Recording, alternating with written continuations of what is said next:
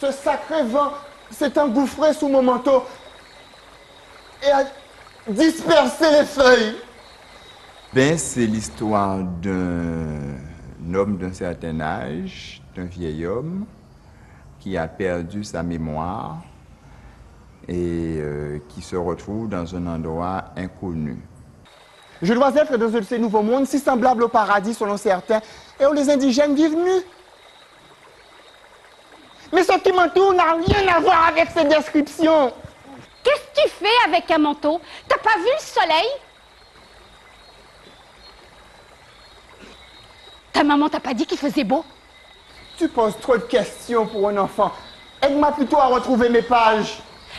Si c'est le vent qui te les a volés, c'est pas la peine de courir après. Regarde! Il est déjà en bas dans la ravine. C'est la rencontre d'un enfant qui est dans son univers avec un homme, je dirais, venu d'un autre temps. Je suis trop âgé pour me souvenir de mon âge. Tiens, je ne sais même plus comment je suis arrivé sur cette route. Je me souviens juste de ce coquin de vent, ce voleur, et mes feuilles tout éparpillées, parties, envolées. C'est un enfant qui est en mal de vivre. Il vit mal sa situation à l'école, il vit mal sa position aussi à la maison. Parce que moi, quand on me gronde, je ferme mes oreilles. Et quand je peux, je vais dans la ravine. Là, je fouille la terre pour y trouver des crabes. Et tout le bruit qui était entré dans ma tête, eh bien, il part. Comme tes feuilles. Le vent, il emporte les cris. Avec cet homme, il va partager vraiment des choses qu'il ne peut pas partager dans sa vie. Je remplis ma tête, mon cœur, mes yeux, des choses que j'aime. Et après, je me sens toute douce à l'intérieur. Et je peux rentrer. Le vieillard va aider l'enfant à mieux comprendre ce qu'il vit et ainsi l'amener petit à petit à plus de bonheur. Ce ne sont pas mes feuilles qui sont tristes, c'est ta vie à toi qui n'est pas très drôle. Est-ce qu'il y a d'autres vies? Oui, Où elles sont? lisons cette feuille. Où elles sont? J'en prendrai une autre pour moi. Réponds-moi ou alors je lis pas. Il est assez solitaire, c'est comme ça que je l'ai appréhendé, mais en même temps c'est un enfant qui déborde de joie, qui a envie d'apprendre plein de choses, de parler, de s'exprimer. Tu pleurais juste à cause du vent tout à l'heure? Oh, celle-là est plus propre. On voit mieux ce qu'il y a d'écrit, tiens. Moi aussi j'ai honte quand je pleure. Je vais me cacher dans la ravine. Mais je croyais que les vieilles personnes ne pleuraient pas, et puis pas les hommes. Je n'avais pas honte. Je n'ai pas honte. Et puis si tu as un cœur et qu'il est beau, que tu sois fille ou garçon, tu pleures. Mais les larmes, elles viennent pas du cœur, elles coulent des yeux. Mais le cœur est comme la rivière. Il gonfle et déborde quand tes émotions t'emportent. Je n'avais pas honte de pleurer. Parce que cela veut dire que je suis capable d'aimer, de comprendre la peine, la joie. Et elles m'emplissent. Et je peux les écrire sur mes feuilles. Je veux dire, il y a beaucoup de respect de la part de l'un et l'autre au départ. Chacun s'observe, chacun s'écoute, chacun se découvre. Et c'est à partir de là que l'affection naît. Tu veux que je lise? S'il te plaît, je voudrais rentrer chez moi et puis je voudrais savoir ce que je fais ici. Il va réussir à le mettre en confiance et ils vont s'apprivoiser. De l'eau de coco? Oui, je l'ai préparé pour toi. Tiens, bois.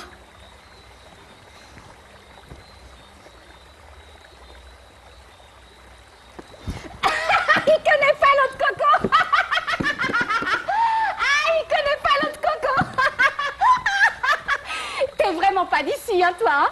Mais t'habites où? Tu viens d'où? Mon papa, il était agriculteur. Il avait des pieds de banane jusqu'en bas de la ravine. Et puis un jour, le vent a tout emporté et les bananes, elles ne sont pas revenues. Mon papa, après, il buvait toute la journée. Et puis un jour, une voiture l'a culbuté dans la ravine et il est mort.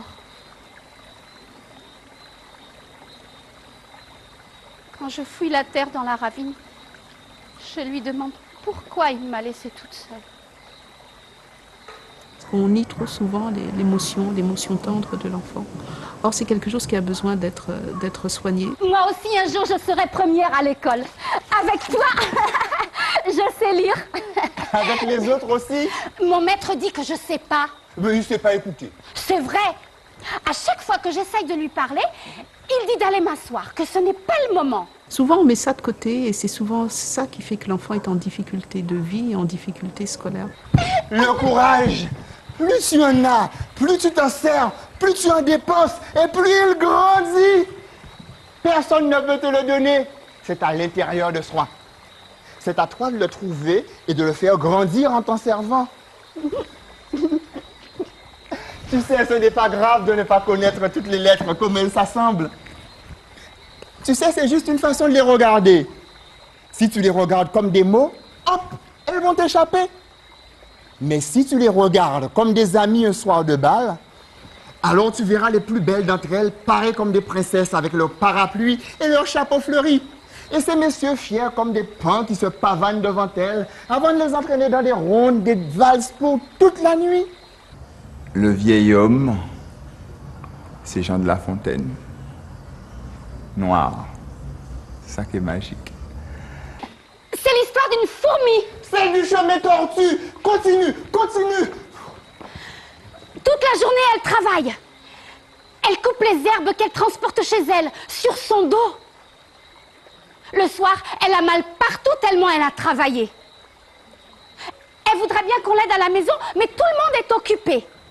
Les fables étaient un moyen justement d'aider l'enfant. Jean de La Fontaine, enfin les personnages de Jean de La Fontaine tracent un sentiment, une émotion.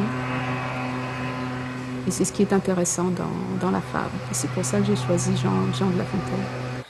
Ses dents étaient toutes en sang. Et quand le sac s'est ouvert, clac! D'un coup de patte, le lion l'a aplati et l'a croqué. À la Comédie Française, on choisissait des acteurs blancs qu'on grimait en noir. Moi, ça m'avait toujours choqué. Et puis là, moi, ça me fait plaisir de jouer Jean de La Fontaine sans être grimé en blanc. Si on m'interpelle, je jouerai aux faibles d'esprit. On est toujours généreux envers les faibles d'esprit.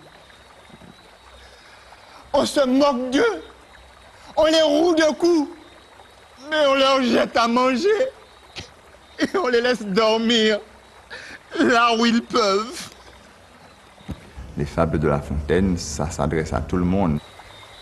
Le monde est plein de gens qui ne sont pas plus sages. Tout bourgeois veut bâtir comme des grands seigneurs. Et tout prince a des ambassadeurs. Tu la connais? Et l'auteur, tu sais qui a écrit? Moi, je sais. Il s'appelle Jean. Jean de La Fontaine. Et il vivait quand il y avait des rois. Donc espérons qu'en redécouvrant un petit peu différemment Jean de La Fontaine, en mettant justement ses fables à la portée de l'enfant, qu'il découvre lui-même justement ses qualités qu'il faut pour assumer sa vie. Quand je dis enfant, c'est l'enfant et adulte, parce qu'au travers le mot l'enfant, je veux dire, c'est tout un chacun.